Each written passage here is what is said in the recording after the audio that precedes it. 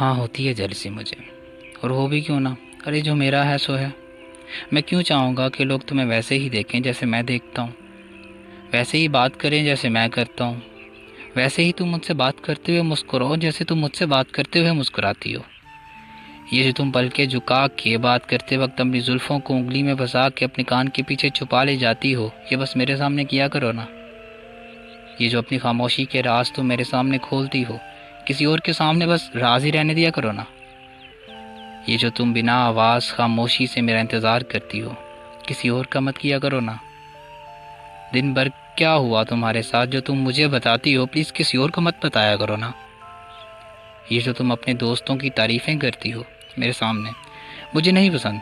Please अपनी नज़रों में सिर्फ मुझे परफेक्ट बना लो ना। यार हो जाती है जेलिसी, किसका बस है इस पे। नहीं अच्छा लगता उस हर एक चीज़ का किसी और के साथ शेयर करते हुए तुम्हें देखना।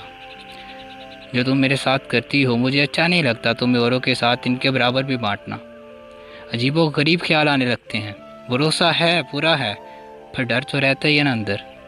मैं हमेशा से चाहता था जो मेरा है बस मेरा रहे, अपने प्यार को बांटे ना औरों में, फिर वो चाहे उसके दोस्ती क्यों ना हो।